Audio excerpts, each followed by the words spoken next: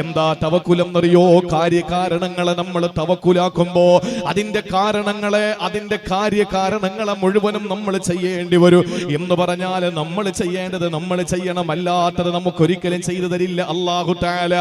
നമ്മൾ വാഹനം സ്റ്റാർട്ട് ചെയ്തു, എന്നിട്ട് ഫസ്റ്റ് ഗിയർ ഇട്ടിട്ട് നമ്മൾ പറയുകയാണ് ഇനി റബ്ബ് നോക്കിയോട്ടെ, ഞാൻ തവക്കലിട്ടു അലല്ലാഹ്. പെട്ടെന്ന് വണ്ടിയിൽ നിന്ന് പുറത്തിറങ്ങിയാൽ വാഹനം മുന്നോട്ട് പോകില്ല, പോയാൽ മറ്റെവിടെങ്കിലും ഇടിച്ചു നിൽക്കും.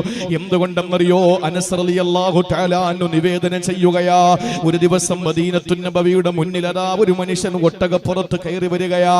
ഒട്ടകപ്പുറത്ത് കയറി വന്നു, എന്നിട്ട് മദീനയുടെ മുന്നിൽ വന്ന ആ മനുഷ്യൻ അങ്ങ് ഒട്ടകത്തിൽ നിന്ന് ഇറങ്ങുമ്പോ അനസ് റളിയല്ലാഹു അൻഹു റസൂലുള്ളാഹിന്റെ മുന്നിൽ ഇരിക്കുകയാ.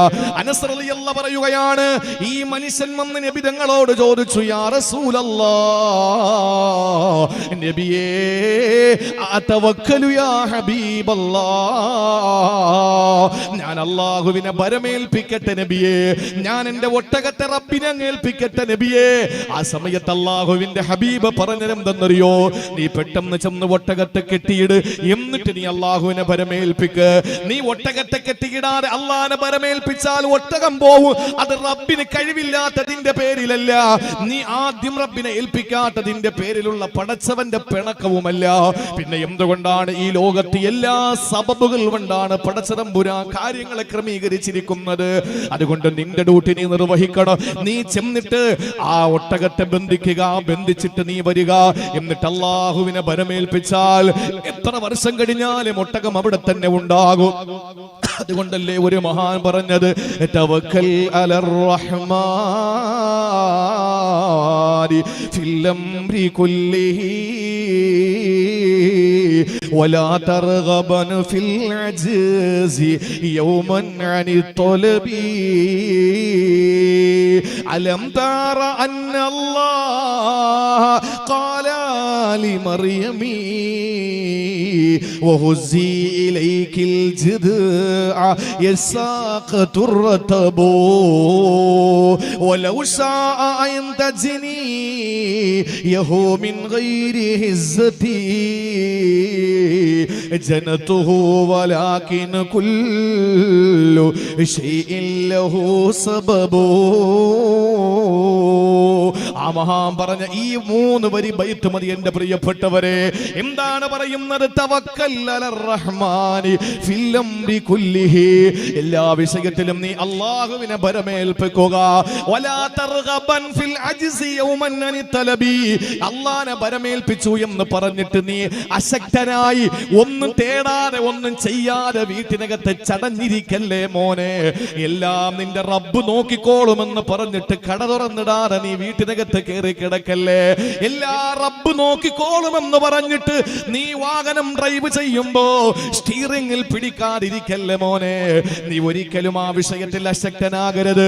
എന്നിട്ട് അല്ലാഹുവിന്റെ ഒരു ഇടപെടൽ പറയുകയാണ്, അലം തറ അന്നല്ലാഹ ഖാല ലിമർയമി വഹുസി ഇലൈകിൽ ജിദ്അ യസാഖതു الرطب. അല്ലാഹുവിനെ നീ കണ്ടിട്ടില്ലേ? മറിയം ബീവിയോട് അല്ലാഹ് പറഞ്ഞത് എന്താണ്? ഹുസി ഇലൈകി ബിൽ ജിദ്ഇ, നീ ആ ഈത്തപ്പന കൊലയൊന്ന് പിടിച്ച് ചാക്കി മറിയമേ, എന്നിട്ട് അതിൽ നിന്ന് പെറുക്കി തിന്നു മറിയമേ. സഹോദരങ്ങളെ, അത് എന്താണെന്ന് ഞാൻ പറയാ. വീണ്ടും ആ മഹാൻ പറയുകയാണ്, മറിയം ബീവിയോട് ഈത്തപ്പനയിൽ നിന്ന് കൊല വലിച്ചെടുത്തിട്ട് അതിന്റെ പഴം പറിച്ചെടുത്തിട്ട് അത് ചവച്ച് നീ തിന്നണമെന്ന് അല്ലാഹു ആ മറിയമിനോട് പറഞ്ഞില്ലേ? വലൗ ശാഅ അൻ തജ്നിയഹു മിൻ ഗൈരി ഹിസ്സതി ജനതുഹു വലാകിൻ കുല്ലു ഷൈഇൻ ലഹു സബബു. അല്ലാഹ് വിചാരിച്ചിരുന്നെങ്കിൽ, അല്ലാഹ്ക്ക് കഴിവുണ്ടല്ലോ, അല്ലാഹ് തീരുമാനിച്ചിരുന്നെങ്കിൽ, അല്ലാഹ് ചിന്തിച്ചിരുന്നെങ്കിൽ മറിയം ബീവിക്ക് ആ കൊലയെ തന്റെ മുന്നിലേക്ക് കൊണ്ടു കൊടുക്കാൻ പറ്റുമായിരുന്നു. പക്ഷെ അല്ലാഹു പറഞ്ഞത്, മറിയമേ നീ അത് പിടിച്ച് ചായ്ച്ചിട്ട് അതിൽ നിന്ന് പെറിച്ച് തിന്നാൻ വേണ്ടിയിട്ടാ. ഇതെന്താ സംഭവം എന്നറിയോ? മറിയം ബീവി റളിയല്ലാഹു തആല ഗർഭിണിയായി നമുക്കറിയുമല്ലോ. മറിയം ബീവിയെ ഏറ്റവും കൂടുതൽ ചർച്ച ചെയ്യപ്പെട്ട രാത്രിയാ ഇന്നലത്തെ രാത്രി. അതിലേറെ ചർച്ച ചെയ്യപ്പെട്ട രാത്രിയാണ് സഹോദരങ്ങളെ 6 ദിവസങ്ങൾക്ക് മുമ്പുള്ള ക്രിസ്മസ് രാത്രിയിൽ. ഇന്നലെയും ചർച്ച ചെയ്യപ്പെട്ടു. 6 ദിവസങ്ങൾക്ക് മുമ്പ് ക്രിസ്മസ് രാത്രിയിൽ ചർച്ച ചെയ്യപ്പെട്ടു. ഇവിടെ ഞാൻ പറയുന്നു, മറിയം ബീവി റളിയല്ലാഹു തആല എന്ന യേശുവെന്ന ഈസാ നബിയുടെ പ്രിയപ്പെട്ട ഉമ്മ മറിയം ബീവി പരിപൂർണ ഗർഭിണിയായി. എങ്ങനെയാണ്? ദിവ്യ ഗർഭമാണ്, അള്ളാഹുവിന്റെ ഇടപെടലാണ്. ജിബ്രീൽ അലൈഹിസ്സലാം കുപ്പായത്തിന്റെ ഉള്ളിലൂടെ ഊതിക്കൊടുത്ത് ഗർഭം വന്നതാ. ഇത് ഖുർആനിന്റെ സാക്ഷ്യമാണ്, ഇത് ഖുർആൻ സമ്മതിച്ച കാര്യമാണ്. ആ മറിയം ബീവി റളിയല്ലാഹു തആല അൻഹാ ഗർഭിണിയാകുമ്പോ അള്ളാഹുവിനോട് പറയുന്നു, പടച്ചവരെ, ഒരു ഭർത്താവില്ലാത്ത ഞാൻ എങ്ങനെയാണ് ഗർഭിണിയായതെന്ന് ചോദിച്ചാൽ എന്റെ റബ്ബേ, ജനങ്ങളോട് ഞാൻ എന്താ പറയുക? ഇന്ന് വലിയ അത്ഭുതമൊന്നുമല്ല, പക്ഷെ അന്ന് വലിയ അത്ഭുതമാണ്. മാത്രമല്ല, ഹന്നാ ബീവിയുടെ ഇമ്രാന്റെ പൊന്നുമോള് മറിയം ചെറിയ പ്രായം മുതൽ അത്ഭുതങ്ങൾ സൃഷ്ടിച്ച പെണ്ണാ.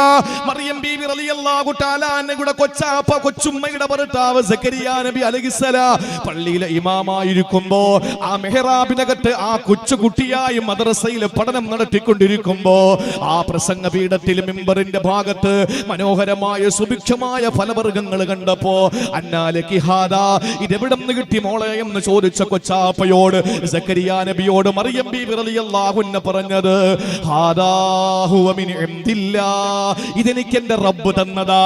സീസണും അൺസീസണുമുള്ള ഫ്രൂട്ട്സുകൾ നമ്മുടെ മുമ്പിലില്ലേ?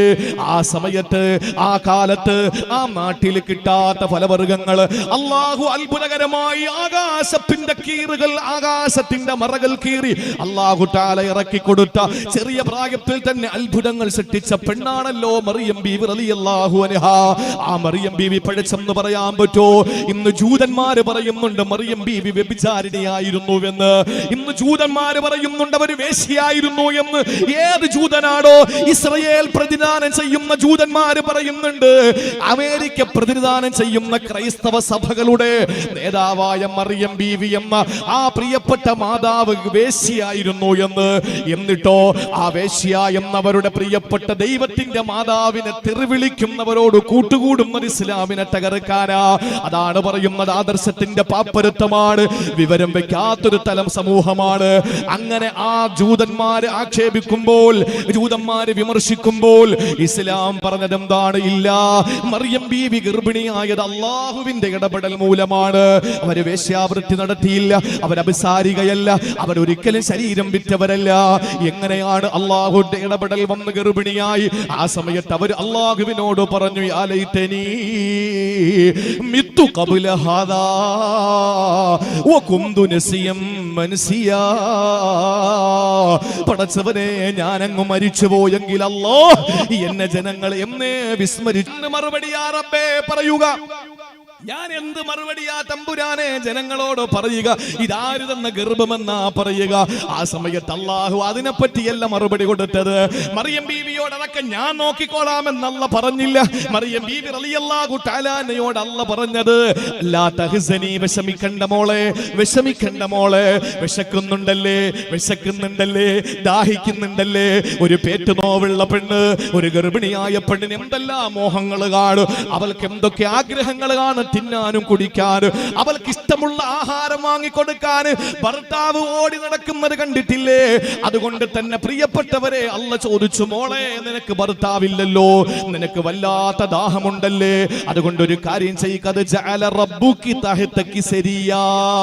ഈ പർവ്വതത്തിന്റെ താഴ്ഭാഗത്ത് ഒരു നല്ല കളകളാരവം മുഴങ്ങുന്ന ഒരു ചെറിയ അരുവിയുണ്ട് മറിയമേ, അവിടെ ചെല്ല്, നീ അതിൽ നിന്നൊരു കൈക്കുമ്പിൾ വെള്ളം എടുത്തു കുടിക്കേ.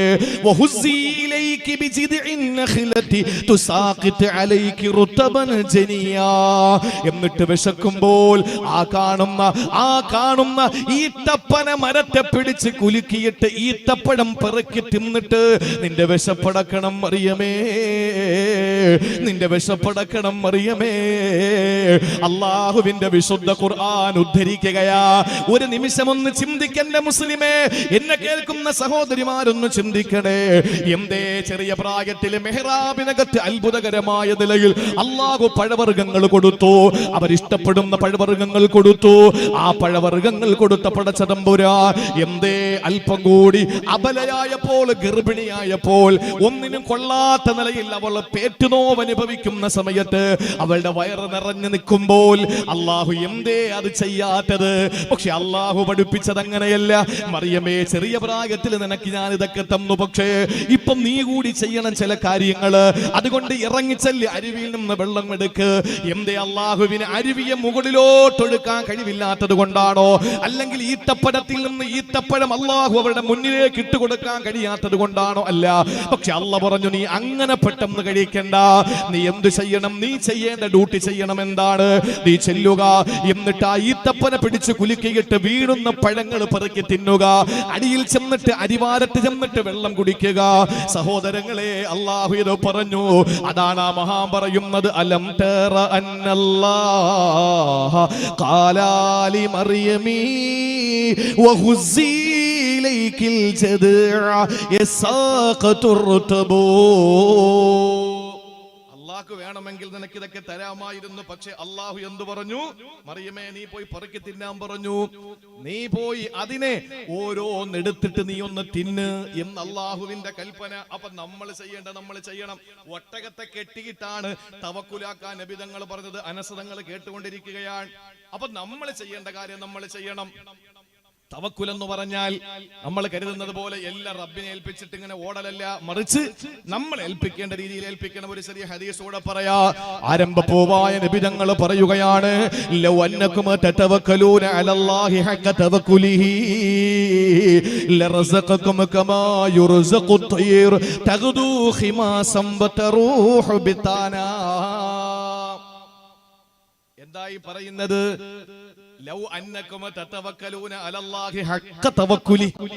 നിങ്ങൾ തവക്കുൽ ചെയ്യേണ്ട പ്രകാരം നിങ്ങൾ തവക്കുൽ ചെയ്താൽ, ഭരമേൽപ്പിക്കേണ്ട പ്രകാരം നിങ്ങൾ ഭരമേൽപ്പിച്ചാൽ, ലറസഖകും, നിങ്ങൾക്ക് അല്ലാഹു ഭക്ഷണം തരും. കമാ യുർസഖു ത്വയ്റു, പാറി പറക്കുന്ന പറവകൾക്ക് ഭക്ഷണം കൊടുക്കും പോലെ അല്ല നിങ്ങൾക്കും ഭക്ഷണം തരും. എങ്ങനെയാ പറവകൾക്കല്ല ഭക്ഷണം കൊടുക്കുന്നത്? തഗ്ദു ഖിമാസ, രാവിലെ ഒട്ടിയ വയറുമായി പോകും. വതറൂഹു ബിതാന, നിറവയറുകളുമായി വൈകുന്നേരം കൂടണായി. ഇതല്ലേ പക്ഷികള്? പക്ഷികൾക്ക് എവിടെയെങ്കിലും കല്യാണം ഉണ്ടോ? പക്ഷികൾക്ക് അന്നദാനം ഉണ്ടോ? പക്ഷികൾക്ക് പൊതിച്ചോറ് കൊടുക്കോ? പക്ഷികൾക്ക് എവിടെയെങ്കിലും ആരെങ്കിലും സദ്യ വിളമ്പുന്നുണ്ടോ? ഇതൊന്നുമില്ല. രാവിലെ തഗ്ദു ഖിമാസ, ഒട്ടിയ വയറുമായിട്ട് പറന്നു നടക്കും. തറൂഹു ബിത്താന, സായാഹ്നത്തിൽ നിറവയറുമായി തിരികെ വരുന്നു. ഇതുപോലെ നിങ്ങൾക്കും അല്ല ഭക്ഷണം തരും. അപ്പൊ ചിന്തിക്കും, എടാ, അപ്പൊ ഞാൻ ഏൽപ്പിക്കേണ്ട വിധ ഏൽപ്പിച്ചാൽ പക്ഷികൾക്ക് കൊടുക്കും പോലെ അല്ലാഹു തരുമെങ്കിൽ പിന്നെ ഞാനെന്തിന് കഷ്ടപ്പെടണം? ഒരു സൂഫിയായ മനുഷ്യൻ, അയാള് അധ്വാനിക്കണമെന്ന ആഗ്രഹത്തോടുകൂടി അദ്ദേഹം നാട് വിട്ടു. ആ നാട് വിടുന്ന, എനിക്ക് പേര് പെട്ടെന്ന് മറന്നുപോയതാണ്, ഇബ്രാഹിം അദ്ഹർ റഹ്മത്തുള്ളാഹി അലൈഹിയുടെ ഉസ്താദുമായി ബന്ധപ്പെട്ട ഒരു ചരിത്രമാണിത്. അങ്ങനെ അദ്ദേഹം നാട് വിട്ട് അദ്ദേഹം യാത്ര ആരംഭിച്ചു. അധ്വാനിക്കണം, കുറച്ച് പണം ഉണ്ടാക്കണം, ഇതാണ് ആഗ്രഹം. അങ്ങനെ അദ്ദേഹം കുറെ നാളുകൾ നീങ്ങി. കുറച്ചങ്ങോട്ട് യാത്ര ചെയ്തപ്പോൾ മരുപ്പച്ച വിദൂരത്തുള്ള മരുഭൂമി, ആ മരുഭൂമിയിൽ എവിടെയോ ഒരു ചെറിയ ആളൊഴിഞ്ഞ ഒരു ഭാഗത്ത് ഒരു ചെറിയ ഗുഹ പോലെ കണ്ടു. ഇദ്ദേഹം അതിനകത്ത് കയറി വിശ്രമിക്കാൻ വേണ്ടി ഒന്ന് കയറിയിരുന്നു.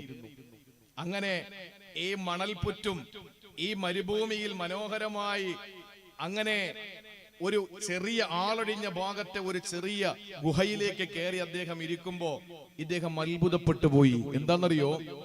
ഒരു പക്ഷി, അത് നല്ല പ്രായമുള്ള പക്ഷി, തള്ള പക്ഷി. ആ പക്ഷി നടക്കാൻ പറ്റുന്നില്ല.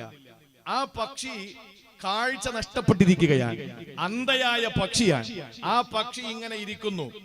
ഇദ്ദേഹം ചിന്തിച്ചു, പടച്ചതമ്പുരാനെ, ഈ പക്ഷിക്ക് എങ്ങനെയാണ് ഭക്ഷണം കിട്ടുക? മരുഭൂമിയിൽ ആരും വേസ്റ്റ് വലിച്ചെറിയില്ല.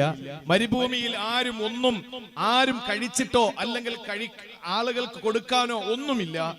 എങ്ങനെയാണ് ഈ പക്ഷിക്ക് അല്ലാഹു ഭക്ഷണം കൊടുക്കുന്നത്? അദ്ദേഹം ഇങ്ങനെ ഇരുന്ന് ചിന്തിക്കുക. മാത്രമല്ല, വെളിയിലിറങ്ങി അന്നം തേടാൻ ആ പക്ഷിക്ക് കഴിയില്ല. കാരണം അന്ധയാണ്, ബലഹീനയാണ്, വൃദ്ധയാണ്.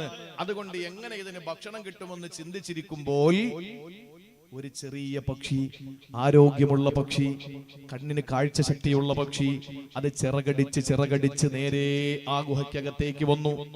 എന്നിട്ട് അതിന്റെ ചുണ്ടിലിരിക്കുന്ന ഭക്ഷണം വാ തുറപ്പിച്ച് ആ തള്ളപ്പക്ഷിയുടെ വായിലേക്ക് വെച്ചു കൊടുത്തു. മഹാനവറുകൾ ഞെട്ടി എണീറ്റു. അല്ലാഹുവേ, ഞാൻ എന്തിനധ്വാനിക്കണം ഇനി? ഞാൻ എന്തിനായി അധ്വാനിക്കേണ്ടത്?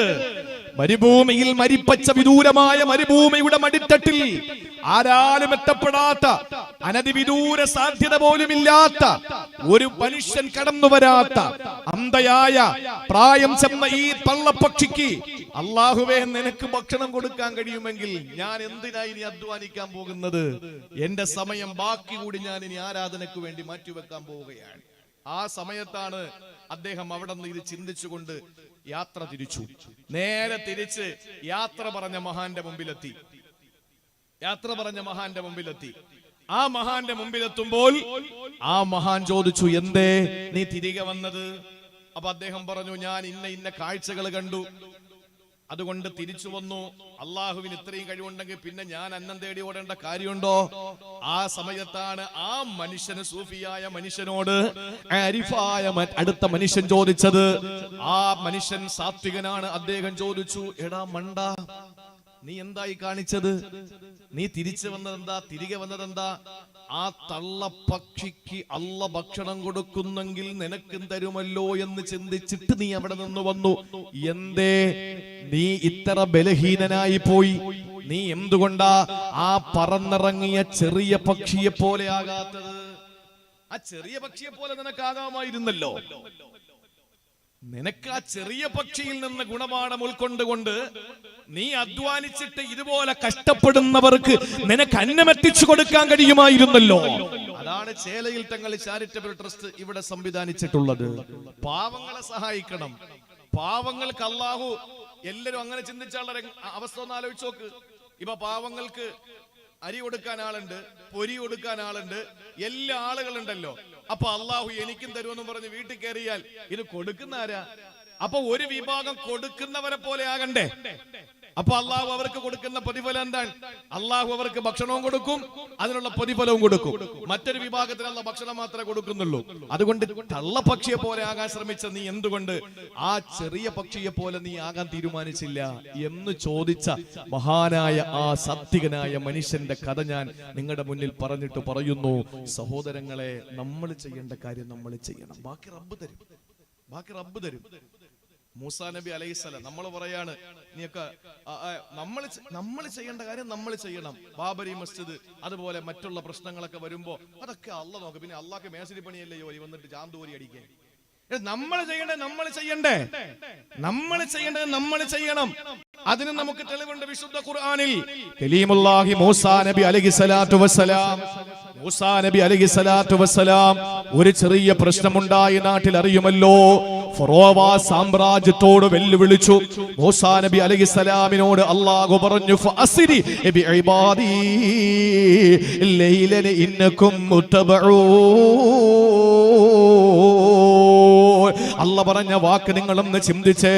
ഫഅസ്രി ബിഇബാദി ലൈലാ ഇന്നകും മുത്തബഊൻ. ഫഅസ്രി, അല്ലയോ മൂസ നബിയേ, നിങ്ങൾ രാത്രി യാത്ര പോകൂ. ബിഇബാദി, എന്റെ ദാസന്മാരെയുമായിട്ട് നിങ്ങൾ രാത്രി യാത്ര ചെയ്യ്. കാരണം ഇന്നകും മുത്തബഊൻ, ആളുകൾ നിങ്ങളെ പിന്നാലെ വരും. അതുകൊണ്ട് രാത്രി ആരും കാണാതെ നിങ്ങൾ യാത്ര ചെയ്യണമെന്ന് മൂസാ നബിയോട് അല്ലാഹു പറഞ്ഞതെന്താ? പകല് പിന്നാലെ വരുന്ന ഫറോവയുടെ സാമ്രാജ്യത്തെ പിടിച്ചു നിർത്താൻ നമ്മുടെ റബ്ബിന്റെ ശക്തി പോരാഞ്ഞിട്ടാണോ? അല്ല, നമ്മൾ ചെയ്യേണ്ടത് നമ്മൾ ചെയ്യണം. അതുകൊണ്ട് മൂസ നബിയെ, സമൂഹമേ, എന്റെ സമൂഹത്തെയും കൊണ്ട്, എന്നെ വിശ്വസിച്ച എന്റെ പ്രിയപ്പെട്ട ബനൂ ഇസ്രായേലികളെയും കൊണ്ട് നിങ്ങൾ രാത്രി യാത്ര ചെയ്യണം. കാരണം ഇന്നക്കും മുത്തബഊൻ, നിങ്ങളെ പിൻപറ്റിയിട്ട് നിങ്ങളെ പിന്നാലെ ആളുകൾ വരുന്നുണ്ട്, ഫിർഔനും കൂട്ടരും വരുന്നുണ്ട് എന്ന് പറഞ്ഞത് എന്തുകൊണ്ടാ? നമ്മൾ ചെയ്യേണ്ട ഡ്യൂട്ടി നമ്മൾ നിർവഹിക്കണം എന്നുള്ളത് കൊണ്ടാ. മൂസാ നബി അലൈഹിസ്സലാത്തു വസ്സലാമിന് ശക്തമായ എതിർപ്പ് വന്നു, അവിടെ നിന്ന് നാട് വിട്ടു. അങ്ങനെയാണ് മൂസാ നബി അലൈഹി സ്വലാത്തു വസ്സലാം പല യാത്രകളും അങ്ങനെ നടത്തിയിട്ടുണ്ട്. മദിയനിലേക്ക് പോയി ശുഐബ് നബിയുടെ മോളെ വിവാഹം കഴിച്ചത് അതുപോലത്തെ യാത്രയാണ്. ബനൂ ഇസ്രായേലികളെ അടിമച്ചങ്ങലയിൽ നിന്ന് ബന്ധനസ്ഥരായിരുന്ന ബനൂ ഇസ്രായേലികളെ മോചിപ്പിച്ചുകൊണ്ട് വിമോചന പോരാളിയായി മഹാനായ മൂസാ നബി അലൈഹി സ്വലാത്തു വസ്സലാം വിപ്ലവം സൃഷ്ടിച്ചുകൊണ്ട് ഒരു സമൂഹത്തെ രക്ഷപ്പെടുത്തി. ചെങ്കടലിൽ ഒരു സമൂഹത്തിന്റെ ദാർഢ്യം അവസാനിപ്പിക്കപ്പെട്ട ഒരു യാത്രയും ഇതേപോലെ രാത്രിയിലാണ്. അപ്പൊ രാത്രിയിൽ നിങ്ങൾ യാത്ര ചെയ്യും, കാരണം ആരും നിങ്ങളെ പിന്നാലെ വരില്ല എന്നല്ല പറഞ്ഞു. പക്ഷേ അള്ളാഹു പിന്നാലെ വിട്ടു ജനങ്ങളെ, എന്നിട്ട് രക്ഷപ്പെടുത്തി കാണിച്ചു കൊടുത്തു. ചിന്തിച്ചു നോക്ക്, അള്ളാഹു രക്ഷപ്പെടുത്തി കൊടുത്തു. എങ്ങനെ? നിങ്ങൾ രാത്രി പൊയ്ക്കോളാൻ പറഞ്ഞു, രാത്രി പോയിട്ടും അള്ളാഹു ശത്രുക്കളെ പിന്നാലെ വിട്ടു, എന്നിട്ട് രക്ഷപ്പെടുത്തി കാണിച്ചു കൊടുത്തു. കാരണം നിങ്ങൾ ചെയ്യേണ്ട ഡ്യൂട്ടി നിങ്ങൾ ചെയ്യണം, ഞാൻ ചെയ്യേണ്ട ഡ്യൂട്ടി ഞാൻ ചെയ്തോളാം. അതാണ് ലൗ അന്നകും തതവക്കലൂന അലല്ലാഹി ഹഖ്ക തവക്കുലി ലറസഖകും കമാ യുർസഖു തൈറു തഖദു ഖിമാസം വതറൂഹു ബിതാന.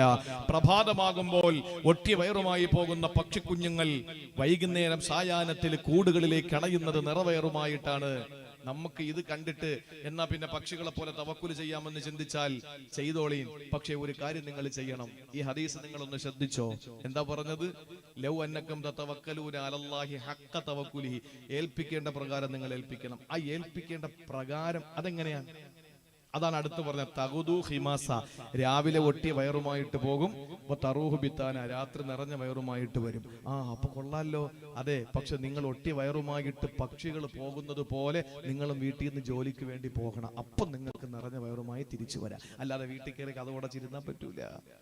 അതാണ് ഹഖ്ക തവക്കുലിഹി. ചെയ്യേണ്ട പ്രകാരം ചെയ്യണമെന്ന് പറഞ്ഞാൽ അവിടെ പക്ഷികൾ ഡ്യൂട്ടി നിർവഹിക്കുന്നുണ്ട്. തവക്കുലിന് ഈ ഒരു ഹദീസ് എന്തിനാ പരിചയപ്പെടുത്തിയത്?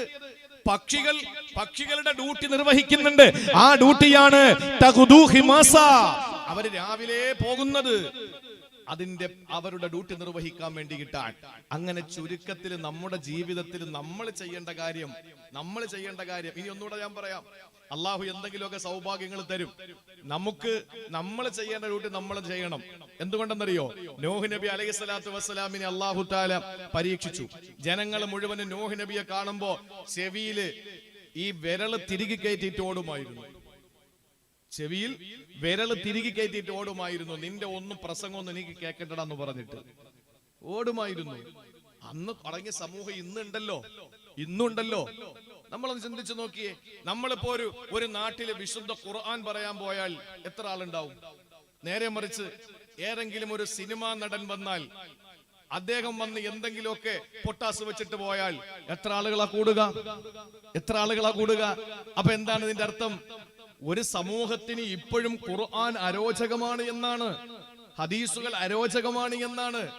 ദീൻ പഠിക്കാൻ നമ്മൾ ഒരു വേദിയിൽ പോയി നമുക്കറിയാത്തൊരു കാര്യം പഠിച്ചിട്ട് നമ്മൾ അവിടെ നിന്ന് എഴുന്നേറ്റ് പോകുമ്പോ അത് നമ്മുടെ ജീവിതത്തിൽ കൊണ്ടുവരുമ്പോ ഇനി അറിയാത്ത കാര്യങ്ങൾ അല്ലാഹു പഠിപ്പിച്ചു കൊടുക്കും. അത് അള്ളാഹുവിന്റെ ശൈലിയാണ്.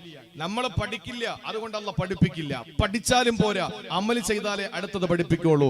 നമ്മൾ പഠിച്ചിട്ട് മാത്രം കാര്യമില്ല, അമലും ചെയ്യണം. അള്ളാഹു എനിക്കും സംഘാടകർക്കും നിങ്ങൾക്കും അതിനുള്ള തൗഫീക്ക് നൽകി അനുഗ്രഹിക്കുമാറാവട്ടെ. നൂഹ് നബി അലൈഹിസ്സലാമിനെ അല്ലാഹു തആല പരീക്ഷിച്ചു. നൂഹ് നബിയോട് പറഞ്ഞ എന്താണ്? പർവ്വതത്തിന്റെ മുകളിൽ കൊണ്ടുവന്ന് ഒരു കപ്പൽ ഉണ്ടാക്കാൻ പറഞ്ഞു. അപ്പൊ ആളുകൾ പറഞ്ഞടാ, യവനെന്ത് ഭ്രാന്ത. ആദ്യം ഭ്രാന്തെന്ന് പറഞ്ഞ് പുറത്തിറങ്ങിയത് ഭാര്യയായിരുന്നു. നൂഹ് നബിക്ക് ഭ്രാന്തെന്ന് പറഞ്ഞ് ആദ്യം പുറത്തു വന്നാരാൻ? സ്വന്തം കെട്ടിയോള്. അപ്പൊ കുടുംബത്തിൽ നിന്ന് തന്നെ തുടങ്ങി ശത്രുത.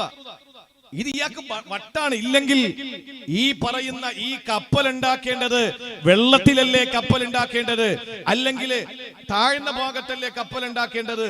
എന്തിനാണ് ഈ കാണുന്ന പർവ്വതത്തിന്റെ മുകളിൽ കപ്പൽ ഉണ്ടാക്കുന്നത്?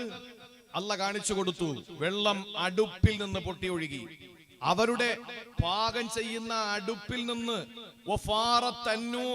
അടുപ്പിൽ നിന്ന് വെള്ളം പൊട്ടി ഒഴുകി. അവസാനം വെള്ളം ഉയർന്നുയർന്ന് മുകളിൽ നിന്ന് മഴ പെയ്യുന്നു, താഴെ ഭൂമിയിൽ നിന്ന് വെള്ളം വരുന്നു. ഇങ്ങനെ മുകളിലും താഴെയും വെള്ളമായി അവസാനം പർവ്വതത്തിന്റെ ഏറ്റവും മുകളിൽ വരെ വെള്ളമെത്തി. അതിന്റെ അടിയിലുണ്ടായിരുന്നവരെല്ലാവരും നശിച്ചു. അവസാനം പർവ്വതത്തിന്റെ മുകളിൽ വെച്ച് കപ്പൽ നിർമ്മിച്ച നൂഹ് നബി അലൈഹിസ്സലാമിനെ അല്ലാഹു തആല രക്ഷപ്പെടുത്തി. ആലോചിച്ചു നോക്കി, ഇത് റബ്ബിന്റെ ഇടപെടലാണ്. അപ്പൊ അല്ലാഹ് പറഞ്ഞെന്താ? വസ്നഇൽ ഫുൽക ബിഅയുനിനാ വവഹീനാ വലാ തുഖാതിബ്നി ഫില്ലദീന ളലമൂ ഇന്നഹും മുഗ്റഖൂൻ. സൂറത്തുൽ ഹൂദിൽ അല്ലാഹ് പറഞ്ഞതാണ്, വസ്നഇൽ ഫുൽക, കപ്പൽ നിർമ്മിക്കൂ നൂഹ് നബിയേ, ബിഅയുനിനാ, എന്റെ എഞ്ചിനീയറിംഗിൽ. ഞാനാണ് എഞ്ചിനീയർ. എന്റെ മേൽനോട്ടത്തിൽ നിങ്ങൾ കപ്പൽ നിർമ്മിക്കൂ. വവഹീന, എന്റെ സന്ദേശം ഉൾക്കൊണ്ടുകൊണ്ട് ഞാൻ പറയുന്നത് പോലെ, ഞാൻ പറയും പോലെ നിങ്ങൾ നിർമ്മിക്കണേ. വലാ തുഖാതിബ്നി ഫില്ലദീന ളലമൂ ഇന്നഹും മുഗ്റഖൂൻ. മുങ്ങിപ്പോകാൻ വിധിക്കപ്പെട്ട ഒരു സമൂഹത്തിനെ പറ്റി എന്നോട് നിങ്ങൾ തർക്കിച്ച് നിൽക്കാൻ നിൽക്കരുത്. അല്ലാഹു അക്ബർ. എന്താ പറഞ്ഞത്? കപ്പലിൽ ഉടനെ കയറിക്കോളണം, കപ്പൽ ഉടനെ കയറണം. കപ്പൽ നിർമ്മിക്കേണ്ടത് എന്റെ മേൽനോട്ടത്തിലും എന്റെ നിർദ്ദേശത്തിലുമാകണം. ആ കപ്പൽ ഉണ്ടാക്കിയാൽ ഉടൻ തന്നെ നിങ്ങൾ കയറണം. ആവശ്യമില്ലാത്ത ഒരു സമൂഹത്തെ കൂടെ നിങ്ങൾക്ക് കിട്ടണമെന്ന് പറഞ്ഞിട്ട് നിങ്ങൾ എന്ത് ചെയ്യരുത്? വാശി പിടിച്ചുകൊണ്ട് നിന്ന് നശിച്ചു പോകും. മനസ്സിലായ കാര്യങ്ങള്? നമ്മളൊരു കാര്യം പറയുമ്പോ എല്ലാവരും അത് ഉൾക്കൊള്ളണമെന്ന് പറഞ്ഞ് നമ്മൾ വെയിറ്റ് ചെയ്താൽ നശിച്ചത് തന്നെ. അതുകൊണ്ട് ഒരു കാര്യം പറയുമ്പോൾ കേൾക്കാൻ താല്പര്യമുള്ളവരുടെ മുമ്പിൽ അതങ്ങോട്ട് പറഞ്ഞു കൊടുക്കുക. അതുകൊണ്ട് തന്നെ റബ്ബിന്റെ ഫضل കൊണ്ട് ഞാൻ എന്നെ പുകഴ്ത്തുന്നതല്ല. 10,000 പേര് ഒരുമിച്ച് കൂടുന്ന വേദിയുണ്ട്, 5,000 പേര് ഒരുമിച്ച് കൂടുന്ന വേദിയുണ്ട്, 50 പേര് ഒരുമിച്ച് കൂടുന്ന വേദിയുണ്ട്. ഈ 50 പേര് ഒരുമിച്ച് കൂടുന്ന വേദിയിലും 5,000 പേരും 10,000 പേരും ഒരുമിച്ച് കൂടുന്ന വേദിയിലും എന്റെ പ്രസംഗം ഞാൻ ഒരുപോലെ തന്നെ പ്രസംഗിക്കുള്ളൂ. കാരണം എന്താ? വരാത്തൊരു സമൂഹത്തിന്റെ അല്ലെങ്കിൽ പങ്കെടുക്കാതെ മാറി നിൽക്കുന്ന ഒരു സമൂഹത്തിന്റെ അവരുടെ അസാന്നിധ്യത്തെ ഓർത്തുകൊണ്ട് സങ്കടപ്പെട്ടുകൊണ്ട് വന്ന മഹാന്മാരായ നിങ്ങൾ മഹാന്മാരാണ്. കാരണം എന്താണ്? ഈ സമയത്ത് നിങ്ങൾക്ക് എന്തെല്ലാം ജോലിയുണ്ട്, വീട്ടിൽ പോയി എന്തെല്ലാം ചെയ്യാം. അപ്പൊ നിങ്ങൾ ഇവിടെ വെറുതെ വന്നിരിക്കുന്നത്, ഇവിടെ പായസം കൊടുക്കണില്ല, ഇവിടെ കോഴി കുഞ്ഞിനെ കൊടുക്കുന്നില്ല, ഇവിടെ വാഴക്കന്ന് കൊടുക്കുന്നില്ല, ഇവിടെ ഒന്നും കൊടുക്കുന്നില്ല. ഇവിടെ എന്താ നിങ്ങൾക്ക് തരുന്നത്? വിശുദ്ധ ഖുർആൻ എന്റെ നാവിലൂടെ അള്ളാഹു നിങ്ങളോട് പറയുന്നു. അത് നിങ്ങൾ കേൾക്കാൻ വേണ്ടി വന്ന നിങ്ങളെല്ലാം തെരഞ്ഞെടുത്തത് കൊണ്ടാണ്.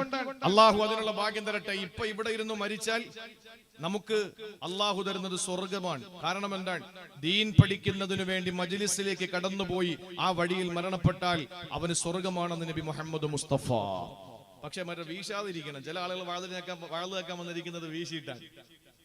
ഐറ്റം ഉണ്ടല്ലോ, അതും വെച്ചോണ്ടിരുന്നിട്ട് പിന്നെ രക്ഷയില്ല. കാരണം ആ സമയത്ത് പിന്നെന്തുണ്ടാവൂല, ഈമാൻ ഉണ്ടാവൂല. ഞാൻ അടുത്ത സമയത്ത് ഞാൻ സ്ഥലം പറയില്ല. ഇന്നലെ മിനിങ്ങാന്ന് എന്നൊക്കെ പറഞ്ഞാൽ നിങ്ങൾക്കറിയാം, കൃത്യമായി നെറ്റിൽ നോക്കി ഇന്നലെ എവിടെയായിരുന്നു എന്നറിയാം, മിനിങ്ങാന്ന് എവിടെയായിരുന്നു എന്ന് പറയാം. അതുകൊണ്ട് ഈ തൊട്ടടുത്ത സമയത്ത് ഒരു സ്ഥലത്ത് പ്രസംഗിച്ചിറങ്ങുമ്പോ ആ സദസ്സില് 1-2 മദ്യപാനികൾ ഉണ്ടായിരുന്നു. അപ്പൊ ആ മദ്യപാനികൾ ഭയങ്കര ബഹുമാനമാണ്, ഭയങ്കര ആദരവാണ്. അപ്പൊ ഈ സാധനം കഴിക്കുമ്പോഴാണ് കൂടുതൽ ബഹുമാനം വരുന്നത്. പക്ഷെ ആ ബഹുമാനം എന്തെങ്കിലും ഉപകാരം ചെയ്യുമോ? ഒന്നുമില്ല.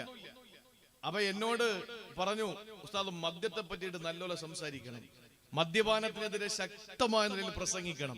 അത് പറയുമ്പോഴും വായിന്ന് 1/2 ഗ്രാം വെച്ച് തെറിച്ചോണ്ടിരിക്കുകയാണ്. അപ്പൊ അതിൽ കാര്യമില്ല. നമ്മുടെ ജീവിതത്തില് അങ്ങനെ ഒന്നുമില്ലാതെ നല്ല നിഷ്കളങ്കമായി നമ്മൾ ഒരു സദസ്സിൽ വാഴ കേൾക്കാൻ പോയാൽ അതും മതി. അള്ളാഹ് നമ്മളെ രക്ഷപ്പെടുത്തും. അള്ളാഹു ആ നല്ലവരിൽ നമ്മൾ ഉൾപ്പെടുത്തി അനുഗ്രഹിക്കുമാറാവട്ടെ. അവന്റെ ഖുർആനല്ലേ സഹോദരങ്ങളെ പറയുന്നത്? അവന്റെ ഖുർആൻ കേൾക്കാനല്ലേ ഈ മഞ്ഞത്ത് വന്ന് നിങ്ങൾ ഇരിക്കുന്നത്? എന്തെല്ലാം നിങ്ങൾക്ക് ജോലിയുണ്ട്. നാളത്തെ കാര്യങ്ങൾ ക്രിയേറ്റ് ചെയ്യണം, ഇന്നത്തെ കാര്യങ്ങൾ നിങ്ങൾക്ക് അതിന്റെ കണക്കെടുക്കണം, അല്ലെങ്കിൽ അതിന്റെ നിരൂപണം നടത്തണം. ഇതൊക്കെ നിങ്ങൾക്ക് ഉണ്ടാകുമ്പോ അതൊക്കെ ഒഴിവാക്കിയിട്ട് ഈ നല്ല സമയത്ത്, മാത്രമല്ല ഈ സമയത്ത് നമ്മുടെ ജീവിതത്തിൽ അള്ളാഹു തന്ന ഏറ്റവും നല്ല സമയമാണ് ഈ സമയം. കാരണം നമ്മുടെ ജീവിതത്തിൽ നമ്മുടെ ഓട്ടത്തിനിടയിൽ, നമ്മുടെ രാവിലെ ഇറങ്ങി നമ്മൾ ഓടുന്നതാണ് വാപ്പ അല്ലെങ്കിൽ സഹോദരൻ ഒക്കെ. അപ്പൊ തിരിച്ച് വീട്ടിൽ വന്ന് നമ്മുടെ കുഞ്ഞുമക്കളെ ലാളിക്കാൻ വയസ്സ് കൂടിക്കൊണ്ടിരിക്കുകയല്ലേ അവരുടേത്.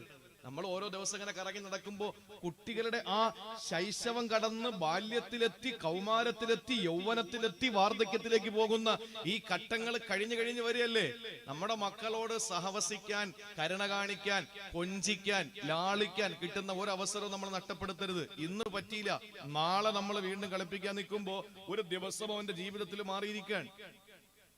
ഇതാണ് സംഭവിക്കുന്നത്. അപ്പൊ ആ പ്രധാനപ്പെട്ട സമയമൊക്കെ നിങ്ങൾ ഇവിടെ വന്നിരിക്കുന്നത് ഖുർആനോട് നിങ്ങളുടെ താല്പര്യം കൊണ്ടാണ്. അള്ളാഹു അത് എന്നെന്ന് നിലനിർത്തി അനുഗ്രഹിക്കുമാറാവട്ടെ. അതുകൊണ്ടാണ് അള്ളാഹു നൂഹ് നബിയോട് പറഞ്ഞത്, വിവരം കെട്ട ഒരു ജനതയെ പറ്റി തർക്കിച്ചുകൊണ്ട് നിൽക്കല്ലേ. ആ വിവരം കെട്ട ജനതയിൽ ആരാ ഉള്ളത്? നബിയുല്ലാഹി നൂഹ് അലൈഹിസ്സലാം, ശൈഖുൽ അംബിയാ നൂഹ് നബി അലൈഹിസ്സലാമിന്റെ പ്രിയപ്പെട്ട പൊന്നുമോൻ അടക്കമുണ്ട്. നബിയേ, നിങ്ങൾ പെട്ടെന്ന് നിങ്ങൾ വാഹനം നിർമ്മിച്ച് കപ്പൽ നിർമ്മിച്ച് രക്ഷപ്പെട്ടോ. അല്ലാഹുവേ എന്റെ പൊന്നുമോൻ അവിടെ നിൽക്കുകയാ. ലൈസ മിൻ അഹ്ലിക്, അത് നിങ്ങളുടെ മോനെന്നാരാ പറഞ്ഞത്? ഇല്ല പടച്ചോനെ, എന്റെ മോനാ. എന്തിനാ നൂഹ് നബിയെ നിങ്ങൾ ഇങ്ങനെ തർക്കിക്കുന്നത്? വലാ തുഖാതിബിനി ഫില്ലദീന ലലമു, തെമ്മാടികളുടെ വിഷയത്തിൽ എന്നോട് നിങ്ങൾ തർക്കിക്കുന്നു. ഇന്നഹും മുഗ്റഖൂ, ഇവനൊക്കെ ചാവാനുള്ളതാ, ഇവനൊക്കെ ചത്തുവാനുള്ളതല്ലേ, നിങ്ങൾ എന്തിനാ എന്റെ അടുത്ത് തർക്കിക്കുന്നത് എന്ന് പറഞ്ഞ് അള്ളാഹു പറഞ്ഞ് കേറിക്കോ, വിട്ടോ, സ്ഥലം വിട്ടോ എന്ന് പറഞ്ഞു. അവസാനം എന്തായാലും മോനല്ലേ, എന്തായാലും വാപ്പയും മോനും അല്ലേ, അത് കാണാൻ എങ്ങനെയാലും ഒരു പിതാവിന് കഴിയൂലല്ലോ. അതുകൊണ്ട് ഈ മകൻ മുങ്ങിച്ചാവുന്നത് കാണേണ്ട അവസ്ഥ വരുത്താതെ അള്ളാഹു രണ്ടുപേരുടെ ഇടയിലും ഒരു വലിയ തിരമാലയെ കൊണ്ടുവന്ന് അള്ളാഹു താല തിരശീലയിട്ടു. വാപ്പാക്ക് മോൻ മുങ്ങിച്ചാവുന്നത് കാണേണ്ടി വന്നില്ല. അതാണ് പടച്ചവൻ. അപ്പൊ നൂഹ് നബിയോട് പറഞ്ഞ എന്താ? നിങ്ങൾ കപ്പലുണ്ടാക്കി. എന്തേ അള്ളാഹുവിന് ഇത്രയും പ്രളയം ഉണ്ടാക്കാൻ കഴിവുള്ള പടച്ചവന് ഒരു ചെറിയ കപ്പലോട് ഉണ്ടാക്കി കൊടുത്തൂടെ? അള്ളാഹ് ഉണ്ടാക്കി കൊടുക്കൂല. അള്ളാഹ്ക്ക് ഈ കപ്പലുണ്ടാക്കുന്ന പണിയില്ല, അത് നമ്മുടെ പണിയാണ്. നമ്മള് കപ്പലുണ്ടാക്കണം, എന്നിട്ട് കയറി ഇരിക്കണം, എന്നിട്ട് പറയണം ബിസ്മില്ലാഹി മജ്രിഹാ വ മുർസാഹാ, അപ്പോഴത് തനിയെ അങ്ങോട്ട് ഓടിക്കോളും. അൽഹംദുലില്ലാ, അതാ ചെയ്യേണ്ടത്. എത്ര വലിയ സംവിധാനങ്ങളും അതിന്റെ പിന്നിൽ ഒരു ചെറിയ സഹായം വേണം. ഫ്ലൈറ്റ് പൊങ്ങുന്നത് എങ്ങനെ? ഇത്രയും വലിയ ടൺ കണക്കിന് ഭാരവുമായിട്ട് ഫ്ലൈറ്റ് പൊങ്ങുന്നു. നിങ്ങൾ ചിന്തിച്ചിട്ടുണ്ടോ? റൺവേയിലേക്ക് ഇതിനെ ഒന്ന് തള്ളി ഉന്തിക്കൊണ്ടു പോകുന്നത് ചെറിയൊരു വണ്ടിയാണ് ഈ ഫ്ലൈറ്റിനെ ഉന്തി തള്ളി അതിന് പാകമായ റൺവേയിൽ കൊണ്ട് നിർത്തിയിട്ട് അതിങ്ങ് പോകുന്നു, പിന്നെ അത് തനിയെ ഓടി പോകുന്നു. ഇത്രയും വലിയ പറന്നു പോകുന്ന ഫ്ലൈറ്റ് പോലും അതിനെ ഒന്ന് പൊക്കാൻ ചെറിയൊരു വാഹനം വേണം. ഇനി കപ്പൽ നോക്ക്, ചെറിയ വള്ളം, ചെറിയ കൊതുമ്പ് വള്ളം ഉണ്ടല്ലോ, അതിൽ ചെന്നിട്ടാണ് അതിനെ പ്രത്യേകമായി ഇതിനെ തള്ളി ഈ സമുദ്രത്തിന്റെ ചാനലിലേക്ക് അതിനെ കൊണ്ടുപോകുന്നത്. അതിന്റെ ചാനലിലേക്ക് കൊണ്ട് ഇറക്കിയാൽ പിന്നെ അത് ധൈര്യമായിട്ട് അങ്ങോട്ട് ഓടിക്കോളും. അത് ഓട്ടോമാറ്റിക് ആയിട്ട് ഓടും, മാനുവലായിട്ട് ഓടും. പക്ഷെ അത് ഇറങ്ങണമെങ്കിൽ ഒരു ചെറിയ കൊതുമ്പ് വള്ളം വേണം അങ്ങോട്ട് ഇറക്കാൻ. ഇങ്ങനെയാണ് ഡ്യൂട്ടി നിർവഹിക്കണം നമ്മൾ. അല്ലാതെ എല്ലാം റബ്ബിനെ ഏൽപ്പിച്ച അവൻ ഇതിന്റെ പണിയില്ല. അതൊക്കെ നമ്മൾ ചെയ്യണം. അത് ചെയ്യുമ്പോ അള്ളാഹുവിന്റെ സഹായം ഉണ്ടാകും. ഇത് നമ്മളെ പഠിപ്പിച്ചു. അതുകൊണ്ടല്ലേ വെള്ളിയാഴ്ചയ്ക്ക് മാത്രമുള്ള ആയത്തല്ല, വെള്ളിയാഴ്ച ജനങ്ങൾ ഒരുമിച്ച് കൂടുന്ന, എല്ലാവരും വരുന്ന ദിവസമായത് കൊണ്ടാണ് അള്ളാഹു അങ്ങനെ സൂറത്തുൽ ജുമുഅയിൽ അത് ഉൾപ്പെടുത്തിയത്. എന്താ അള്ളാഹ് പറഞ്ഞത്? ഇദാ നൂദിയ ലിസ്സലാത്തി മിൻ യൗമിൽ ജുമുഅ ഫസ്ഉ إلى ذكر الله وذروا البيع ذلكم خير لكم إن كنتم تعلمون. അല്ലാഹ് പറയുകയാണ്, ഓ വിശ്വാസികളെ, അയ്യുഹല്ലദീന ആമനൂ ഇദാ നൂദിയ ലിസ്സലാത്തി മിൻ യൗമിൽ ജുമുഅ, ജുമുഅ ദിവസത്തിന്റെ ബാങ്ക് മുഴങ്ങി കേട്ടാൽ നിങ്ങൾ എന്താ ചെയ്യേണ്ടത്? ഫസ്ഉ ഇലാ ദിക്രില്ലാഹ്, കടയടക്കൂ, പള്ളിയിലേക്ക് പോകൂ. വദറുൽ ബൈഅ, പെട്ടെന്ന് ഷട്ടർ ഇട്ടോ, കടയുടെ ഷട്ടർ ഇട്ടോ, കട നിങ്ങൾ സീൽ ചെയ്തോ, എന്നിട്ട് പെട്ടെന്ന് പള്ളിയിലേക്ക് പോ. നിങ്ങൾക്ക് അതാണ് ബോധമുണ്ടെങ്കിൽ നല്ലത്. എന്നിട്ട് അല്ലാഹു വീണ്ടും പറയുകയാണ്, ഫഇദാ ഖുളിയത്തിസ്സലാഹ്, നമസ്കാരം കഴിഞ്ഞാൽ, ആ നമസ്കാരം പൂർത്തീകരിച്ചാൽ നിങ്ങൾ എന്താണ് ചെയ്യേണ്ടത്? ഫന്തശിറൂ ഫിൽ അർളി, നിങ്ങൾ പെട്ടെന്ന് കടയിലേക്ക് ചെന്നിട്ട് കട തുറന്നോ. ഫന്തശിറൂ ഫിൽ അർളി വബ്തഗൂ മിൻ ഫളിലില്ലാഹ്, അല്ലാഹു എത്തിച്ചു തന്ന കച്ചവടക്കാർക്ക് നിങ്ങളുടെ സാധനങ്ങൾ, ചരക്കുകൾ വിറ്റിട്ട് നിങ്ങൾ പൈസ ഉണ്ടാക്കിക്കോ. എത്ര അർത്ഥവത്തായി അള്ളാഹു നമ്മളോട് പറഞ്ഞു. ബാങ്ക് വിളി കേൾക്കുമ്പോൾ ആ ബാങ്ക് വിളിക്കുന്ന സമയത്ത് കടയടച്ചിട്ട് പള്ളിയിൽ പോകണം. എന്നിട്ട് ഉടനെ നിങ്ങൾ ആ കട അടച്ച നിങ്ങൾ വീണ്ടും നമസ്കാരം കഴിഞ്ഞിട്ട് കട തുറന്നിട്ട് നിങ്ങൾ വീണ്ടും അധ്വാനിക്കണമെന്ന് പഠിപ്പിച്ചതെന്താ? സഹോദരങ്ങളെ, അള്ളാഹു നമ്മൾ ചെയ്യേണ്ട ഡ്യൂട്ടിയാ അള്ളാഹു തന്നത്. അല്ലെങ്കിൽ പടച്ചവന് പറഞ്ഞൂടെ, നിങ്ങൾ ബാങ്ക് കേട്ടാൽ പള്ളിയിൽ നിങ്ങൾ ചെല്ല്, എന്നിട്ട് അവിടെ തന്നെ എഴുത്തിക്കാഫിരിക്കെ. അങ്ങനെ എഴുത്തിക്കാഫിരുന്നിട്ട് ഞാൻ നിങ്ങൾക്ക് തന്നോളാം തിന്നാൻ. ഇതല്ലല്ലോ അല്ല പറഞ്ഞത്. നിസ്കാരം കഴിഞ്ഞാൽ ഫിത്ന പറയാതെ, ഫസാദ് പറയാതെ, ഫന്തശിറൂ ഫിൽ അർള്, പെട്ടെന്ന് നിങ്ങൾ പുറത്തേക്ക് ഇറങ്ങിക്കോ. എന്നിട്ട് വബ്തഹൂ മിൻ ഫളില്ലാ, പെട്ടെന്ന് ചെന്ന് അലസനാകാതെ കടയിൽ ചെന്നിരിക്ക്. അല്ല എത്ര കൃത്യമായി നമ്മളോട് പറഞ്ഞു, എത്ര കൃത്യമായി പറഞ്ഞു. ഉമർ റളിയല്ലാഹു തആല അൻഹുവിന്റെ ഭരണം നടക്കുമ്പോ നമസ്കാരം കഴിഞ്ഞ് വലിയ ചില ആളുകൾ നിസ്കാരം കഴിഞ്ഞാൽ പിന്നെ തസ്ബീഹുമായിട്ട് പള്ളിയിൽ ഇങ്ങനെ ഉലാത്തും. സുബഹി കഴിഞ്ഞാൽ പിന്നെ പെട്ടെന്ന് പോകും. കാരണം എന്താണ്? ജോലിക്ക് പോകണം, അതുപോലെ നാസ്ത കഴിക്കണം, അതിനോട് പെട്ടെന്ന് പോകും. ലൊഹർ കഴിഞ്ഞാലും പിന്നെ നിൽക്കൂല. കാരണം എന്താ? ചോറ് കഴിക്കണം, ചിലപ്പോൾ ജോലിയുടെ ഇടയിൽ നിന്ന് ഓടി വന്നതായിരിക്കും. അസർ കഴിഞ്ഞാലും നിൽക്കൂല, പെട്ടെന്ന് പോകും. കാരണം ചായ കുടിക്കണം, ഇല്ലെങ്കിൽ വേറെ എന്തെങ്കിലും ജോലി തീരാനുള്ള അവസ്ഥയിൽ നിന്ന് വന്നതാണ്. മഗ്രിബ് കഴിഞ്ഞാൽ ഈ 1 മണിക്കൂറും 20 മിനിറ്റും പള്ളിയിൽ തന്നെ ഉണ്ടാവും. മഗ്രിബ് കഴിഞ്ഞ് പ്രത്യേകമായിട്ടൊന്നും ചെയ്യാനില്ല, എന്തായാലും വന്നതല്ലേ, ഇശായും കൂടെ കഴിഞ്ഞ് പോകാം എന്ന് പറഞ്ഞിട്ട് മഗ്രിബ് ഇശായിനിടയിൽ നമുക്ക് 1 മണിക്കൂറും 20 മിനിറ്റും കിട്ടും. മഗ്രിബ് എത്ര വലിയ സമയത്താണ് ബാങ്ക് വിളിച്ചാലും ഇശ ബാങ്ക് 1 മണിക്കൂറും 20 മിനിറ്റും കഴിഞ്ഞിട്ടാണ്. അപ്പൊ ഈ 1 മണിക്കൂർ 20 മിനിറ്റ് നമ്മുടെ ജീവിതത്തിലെ ടേണിംഗ് പോയിന്റ് ആണ്. ആ സമയത്ത് നമ്മൾ പള്ളിയിലിരുന്ന് ഓത്, ഇബാദത്തെടുക്ക്, നമസ്കരിക്ക്.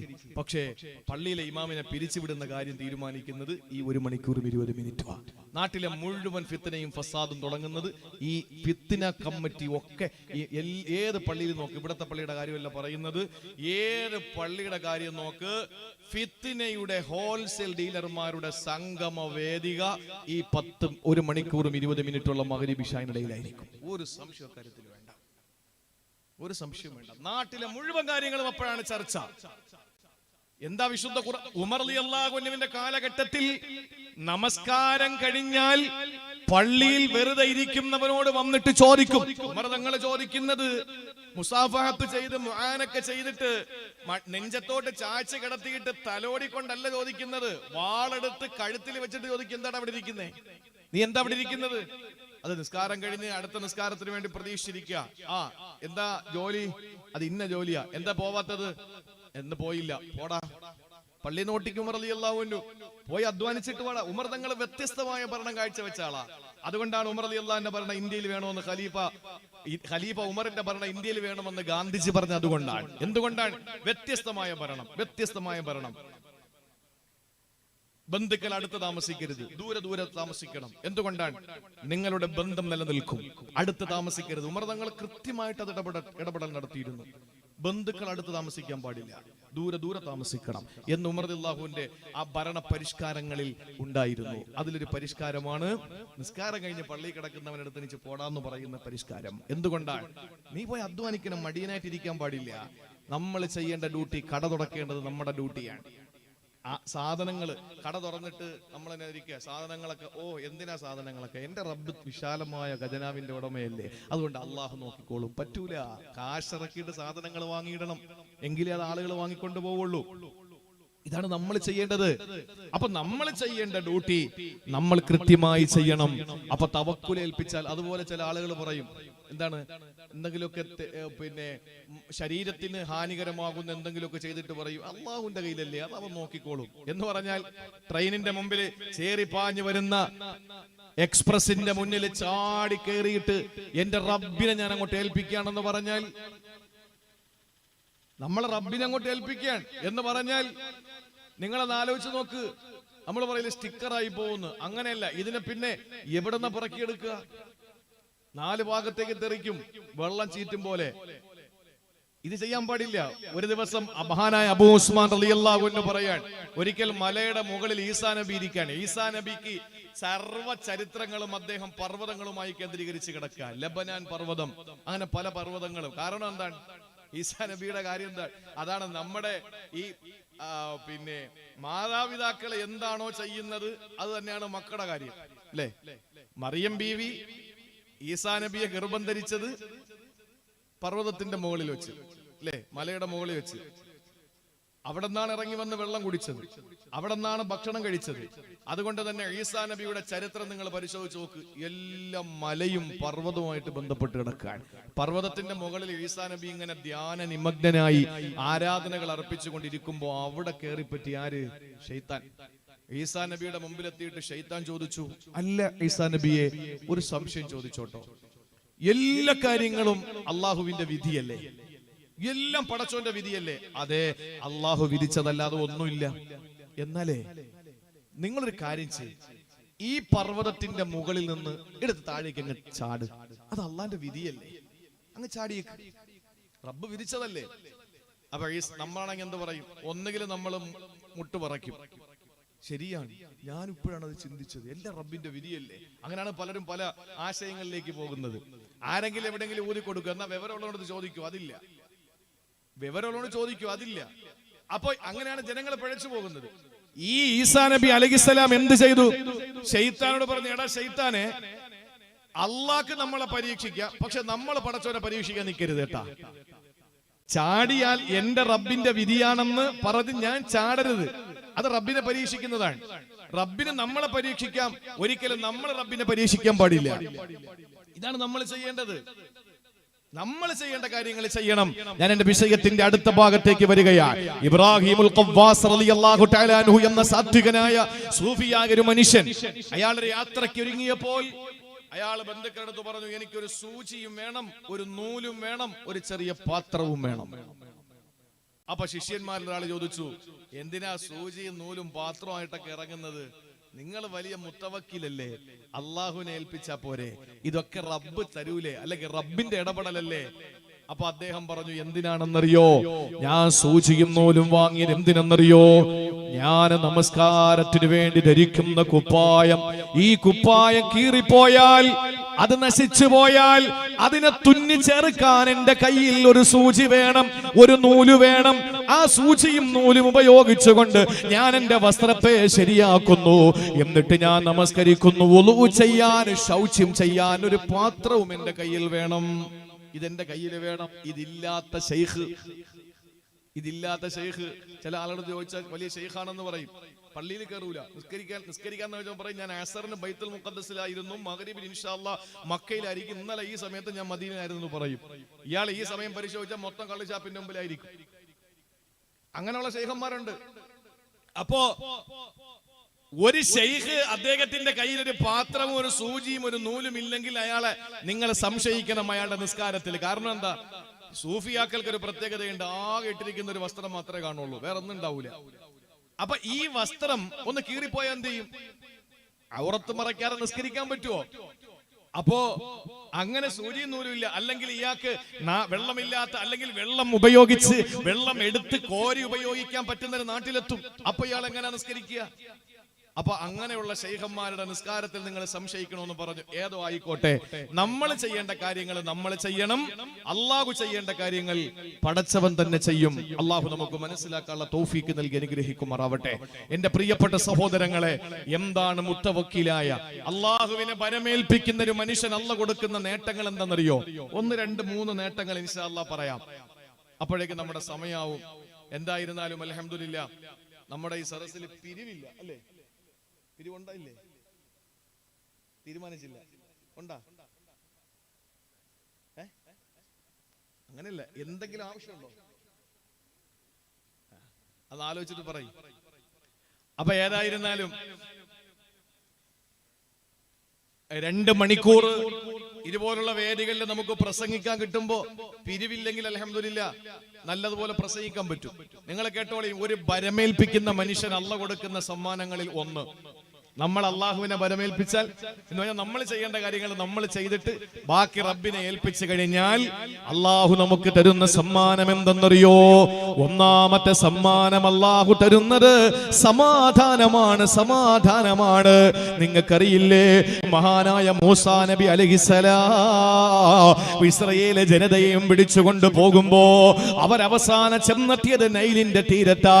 ചെങ്കടലിന്റെ മുമ്പിൽ എത്തപ്പെട്ടപ്പോൾ അവിടത്തെ സത്യവിശ്വാസികളായ ഈ മുസ്ലിം മോമിനീങ്ങളായി മൂസാ നബിയോടൊപ്പം കൂടിയ ആളുകൾ മഹാനായ മൂസാ നബി അലൈഹിസ്സലാമിനോട് ചോദിച്ചൊരു ചോദ്യമുണ്ട്. എന്തെന്നറിയോ?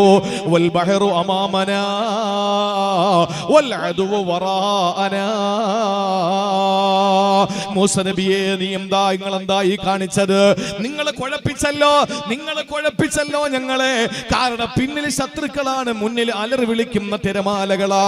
ഞങ്ങൾ എങ്ങോട്ട് പോകാം? മുന്നിലോട്ട് ചാടിയാലെ കടലാണ്, പിന്നിൽ ഇവിടെ നിന്നാലോ ശത്രുക്കളുടെ വാളിനിരയാകും. ഞങ്ങൾ എന്ത് ചെയ്യാനാ? ആ സമയത്താണ് അള്ളാഹുവിന്റെ പ്രവാചകനെ മൂസാ നബിയോട് അള്ളാഹു പറഞ്ഞതെന്തെന്നറിയോ? എല്ലാ റബ്ബിനെ ഏൽപ്പിച്ചോ, അള്ളാഹുവിനെ മുഴുവനും നിങ്ങൾ ഏൽപ്പിച്ചോ. ഇവിടെ പ്രതിസന്ധിയുടെ ഘട്ടമാണ്, ഇവിടെ വിഷമത്തിന്റെ ഘട്ടമാണ്, ഇവിടെ വ്യസനത്തിന്റെ ഘട്ടമാണ്. ഈ സമയത്ത് എന്താ നമ്മൾ ചെയ്യേണ്ടത്? മുന്നിൽ അലറി വിളിക്കുന്ന ചെങ്കടലാണ്, പുറകിലോ ശത്രുക്കൾ. ഇങ്ങനെ ശത്രുക്കൾ പോരാട്ടത്തിന് വേണ്ടിയിട്ട്, നശിപ്പിക്കാൻ വേണ്ടിയിട്ട് ഇങ്ങനെ അവർ കൃത്യമായി തീരുമാനമെടുത്തുകൊണ്ട് വന്നുകൊണ്ടിരിക്കുകയാ. എന്താ നമ്മൾ ചെയ്യുക? ആ സമയത്താണ് മൂസാ നബി അലൈഹിസ്സലാം തന്റെ ജനതയോട് പറഞ്ഞതെന്തെന്നറിയോ? എല്ലാ റബ്ബിനെ ഏൽപ്പിക്കുക. എന്നിട്ടോ റബ്ബ് തരുന്ന സമ്മാനം എന്താ? കല്ലാ ഖാല കല്ലാ ഇന്ന മഇയ റബ്ബി സയഹ്ദീ. എന്തിനാ നിങ്ങൾ വിഷമിക്കുന്നത്? എന്റെ റബ്ബ് വഴി കാണിച്ചു തരും. നിമിഷങ്ങൾ ബാക്കിയാണ്. പടയെടുത്ത് വരുന്ന ഫിർഔനിന്റെ കൂട്ടര് ഏതാനും നിമിഷങ്ങൾ കഴിയുമ്പോൾ അവരെ പിടിച്ചു വിഴുങ്ങാൻ വേണ്ടി വരുന്നു. മുന്നിലോ കടലിന്റെ തിരമാലകൾ ആർത്തിരമ്പി വരുന്നു. എങ്ങനെയാ രക്ഷപ്പെടുക? നിമിഷങ്ങൾ മാത്രം ബാക്കി. എന്തേ മൂസ ഞങ്ങൾ ചെയ്യേണ്ടത്? നിങ്ങൾ അള്ളാഹുവിനെ ഏൽപ്പിക്കും മക്കളെ. കല്ലാ, നിങ്ങൾ പറയുന്നത് പോലെയല്ല കാര്യങ്ങൾ. ഇന്ന മഇയ റബ്ബീ സയഹ്ദീ. എന്റെ റബ്ബ് എനിക്ക് വഴി കാണിച്ചു തരും. എന്റെ റബ്ബ് എനിക്ക് വഴി കാണിച്ചു തരും. എന്റെ അള്ളാഹു എനിക്ക് വഴി കാണിച്ചു തരും. ആ സമയത്ത് അള്ളാഹു ഇടപെട്ടു. മൂസ നബിയെ, നിങ്ങൾ എന്തിനാ വിഷമിക്കുന്നത്? കയ്യിലിരിക്കുന്ന വടി കൊണ്ട് നിങ്ങൾ ആ ചെങ്കടലിലൊന്ന് അടിക്കുമോ? അങ്ങനെ മഹാനായ മൂസാ നബി അടിച്ചപ്പോഴാണ് 12 പാതകൾ ഒരുങ്ങിയത്. 12 പാതകൾ ഒരുങ്ങി. ഒന്ന് ചിന്തിച്ചു നോക്ക്. മൂസാ നബി അലൈഹിസ്സലാമിനും പരിവാരങ്ങൾക്കും പോകാൻ വേണ്ടിയിട്ട് അല്ലാഹു തആല വഴിയൊരുക്കി കൊടുത്തു. അങ്ങനെ മൂസാ നബിയും പരിവാരങ്ങളും അവസാനത്തെ ആളും കടലിലിറങ്ങി. കൃത്യമായി അള്ളാഹു നല്ല പാതയാക്കി കൊടുത്തു. ആ പാതയിലേക്ക് ഇറങ്ങി അവരിൽ അവസാനയാളും അങ്ങോട്ട് കയറി എന്ന് ബോധ്യപ്പെട്ട് ഫിർഔനിന്റെയും അതിന്റെ പ്രവർത്തകരും അവസാനത്തെ ആളും കടലിലിറങ്ങി എന്ന് അള്ളാഹുവിന് ബോധ്യപ്പെട്ടപ്പോ അള്ളാഹു പഴയതുപോലെയാക്കി. അപ്പോഴാണ് ഫിർഔനും കൂട്ടരും മുങ്ങിച്ചത്തത്, മൂസാ നബിയും പരിവാരവും രക്ഷപ്പെട്ടത്. എന്തുകൊണ്ടാണ്? അള്ളാഹു സമാധാനം കൊടുത്തു. ആളുകൾ 100 ഒട്ടകം ഇനാം പ്രഖ്യാപിച്ചു. ആരെങ്കിലും മുഹമ്മദിനെയും സിദ്ദീഖിനെയും ജീവനോടെയാണെങ്കിൽ അങ്ങനെ, കൊന്നിട്ടാണെങ്കിൽ അങ്ങനെ, ആ ശിരസോ അല്ലെങ്കിൽ ജീവനോടെയോ ഞങ്ങളുടെ മുന്നിൽ ഹാജരാക്കുന്നവർക്ക് 100 ഒട്ടകം ഇനാം പ്രഖ്യാപിക്കുന്നു. ഒന്ന് ആലോചിച്ച് നോക്കേ. 100 ഒട്ടകം എന്ന് പറഞ്ഞാൽ അന്ന് അവിടുത്തെ പ്രഭുക്കന്മാർക്കും അന്നത്തെ അറബികളിൽ പ്രധാനികൾക്കും മാത്രമേ ഒട്ടകമുള്ളൂ. ബാക്കിയുള്ളവർക്കൊക്കെ അങ്ങ് അറ്റം പോയാൽ ഒരു കുതിര, അത്രയൊക്കെ തന്നെ. ഇന്നൊരു ഒട്ടകം ഉണ്ടെന്നോ, ഇന്നൊരു മെഴ്സിഡൻസ് ബെൻസോ അല്ലെങ്കിൽ BMW അല്ലെങ്കിൽ ഓഡിയോ അല്ലെങ്കിൽ അതിലപ്പുറത്തേക്ക് വില കൂടിയ കോടാനകോടി രൂപ വിലയുള്ള ഏതെങ്കിലും വാഹനങ്ങളോ ഇന്നൊരാൾക്ക് ഉണ്ട് എന്ന് പറയുന്നത് പോലെയാണ് അന്ന് ഒരു അറബിക്ക് ഒട്ടകമുണ്ടെന്ന് പറയുന്നത്. ഇത് സാധാരണ ഇന്നോവ അല്ലെങ്കിൽ ഫോർച്യൂണറൊക്കെ ഉള്ള ആളുകൾ പോലെയാണ് അന്നത്തെ കുതിരകളുള്ളവര്.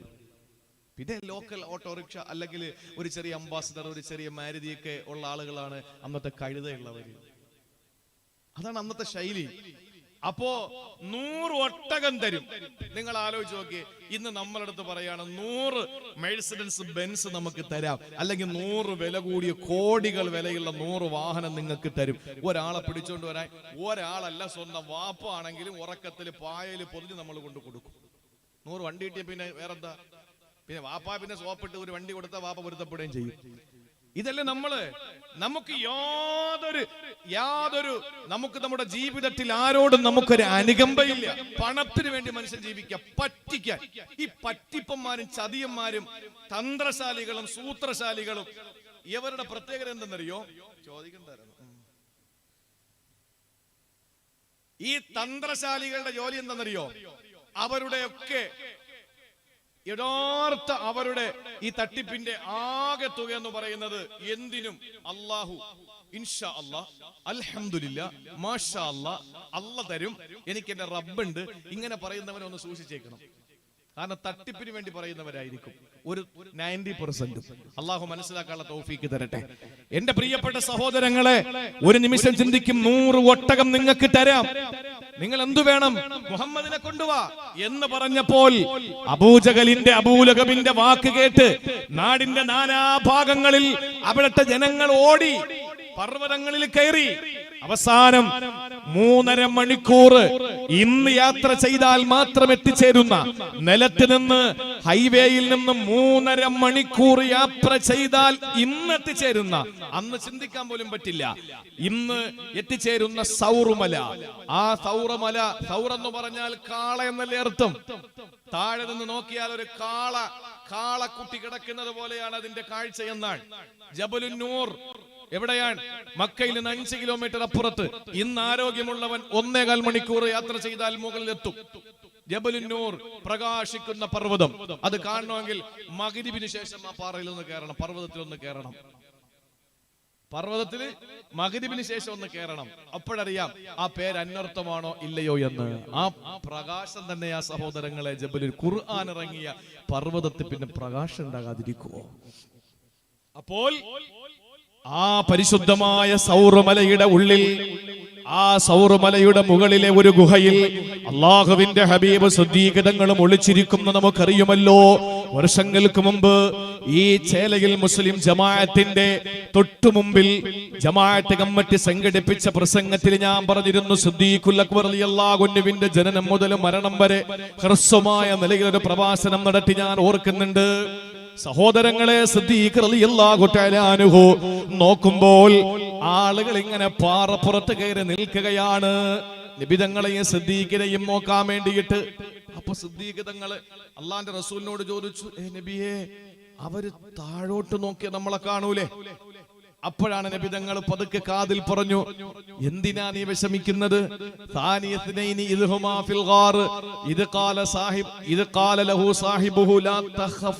ഭയപ്പെടരുത്, നീ എന്തിനും ഭയപ്പെടണം, അള്ളാഹു വഴി കാണിക്കും എന്ന് പറഞ്ഞു.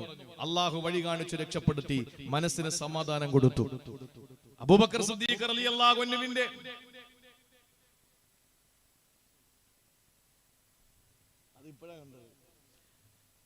അബൂബക്കർ സിദ്ദീഖ് റളിയല്ലാഹു തആല അൻഹുവിന്റെ മനസ്സിന് സമാധാനം കിട്ടി. അള്ളാഹു സമാധാനം കൊടുത്തു. എന്താ കാരണം? വേറെ ഒന്നുമല്ല, അല്ലാഹ് ഉണ്ട്. എന്തിനാ? മൂന്നാമതായിട്ട് നമ്മൾ രണ്ടുമുള്ള ഈ സ്ഥലത്ത് മൂന്നാമൻ അല്ലാഹ് ഇല്ലേ?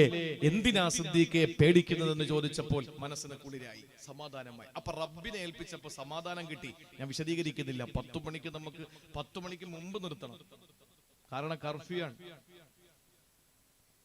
നിങ്ങൾ നോക്ക്, രണ്ടാമതായി നമുക്ക് കിട്ടുന്ന പ്രതിഫലം എന്താണ്? അല്ലെങ്കിൽ നമുക്ക് രണ്ടാമതായി കിട്ടുന്ന ആ ഒരു സമ്മാനം എന്താണ്? ശക്തിയാണ്. നമ്മളെ തവക്കുൽ ചെയ്താൽ അള്ളാഹു തരുന്നത് ശക്തിയാണ്. എങ്ങനെ? അഹ്സാബ് എന്ന പേരുള്ള ഒരു അധ്യായമുണ്ടല്ലോ, അതിന്റെ അർത്ഥം സഖ്യകക്ഷികളെന്നാണ്. എല്ലാ സഖ്യകക്ഷികളും, എല്ലാ ജൂതന്മാരുടെ സഖ്യകക്ഷികളും, എല്ലാ ജമാഅത്തും കൂടി അള്ളാഹുവിന്റെ ഹബീബിനെയും ഹബീബായ നബി തങ്ങളുടെ പ്രിയപ്പെട്ട സഹാബത്തിനും എതിരായി വന്നു. ആ സമയത്ത് അഹ്സാബ് യുദ്ധം എന്ന യുദ്ധം നടക്കുകയാ. ആ സമയത്താണ് അല്ലാഹു വിശുദ്ധ ഖുർആനിന്റെ ആയത്ത് ഇറക്കുന്നത്. വലമ്മാ റഅൽ മുഅ്മിനൂനൽ അഹ്സാബ് ഖാലൂ മാ വഅദനല്ലാഹു വറസൂലുഹു വസദഖല്ലാഹു വറസൂലുഹു വമാ സാദഹും ഇല്ലാ ഈമാനൻ വതസ്ലീമാ. സഹോദരങ്ങളെ മോമിനീങ്ങൾ, ഈ അഹ്സാബിനെ കണ്ടപ്പോൾ എല്ലാ സഖ്യകക്ഷികളും കൂടെ അങ്ങ് കൂടി. അങ്ങനെയാണല്ലോ ഇസ്ലാമിനെതിരെ വരുന്നത് എല്ലാ ചെറു പാർട്ടികളും കൂടി അങ്ങ് ഒന്നിക്കും, എല്ലാ സംഘടനയും അങ്ങ് ഒന്നിക്കും, ഇസ്ലാമിനെതിരെ കടിച്ചു കീറാൻ വേണ്ടി വരും. അങ്ങനെ വന്നപ്പോൾ അവര് പറഞ്ഞു, മാ വഅദനല്ലാഹു വറസൂലുഹു, ഇത് എന്റെ അല്ലാഹുവും റസൂലും പറഞ്ഞതാണിത്. എങ്ങനെ? വസദഖല്ലാഹു വറസൂലുഹു, അല്ലാഹുവും റസൂലും പറയുന്നത് സത്യമാണ്. എന്താ അല്ലാഹുവും റസൂലും പറഞ്ഞത്? എല്ലാവരും നിങ്ങളെ കടിച്ചു കീറാൻ വരുമെന്ന്. വന്ന ഈ കൂട്ടത്തെ കണ്ടപ്പോൾ വമാ സാദഹും ഇല്ലാ ഈമാനം വതസ്ലീമാ, അവർക്ക് ഈമാനും തസ്ലീമും അല്ലാഹു കൂട്ടിക്കൊടുത്തു. ശത്രുക്കളെ കണ്ടപ്പോഴൊക്കെ അവർക്ക് ഈമാൻ കൂടെ ചെയ്തത്. നമ്മുടെ ഈമാൻ ആകെ ചോർന്നു പോയിക്കൊണ്ടിരിക്കുകയായി അല്ലേ?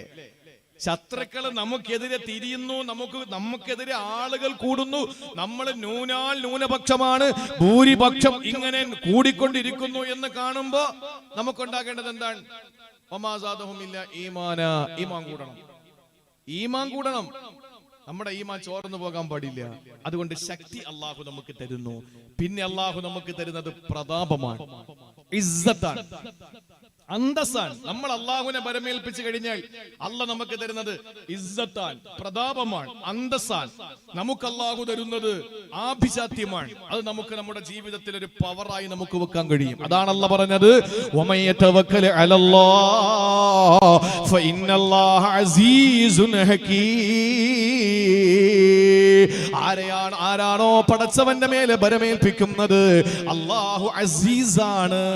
അവൻ അസീസ് എന്ന് പറയാൻ കാരണം അള്ളാഹു ബരമേൽപ്പിക്കുന്നവനെ അസീസാക്കും, അവൻ ഉന്നതിയിലെത്തിക്കും.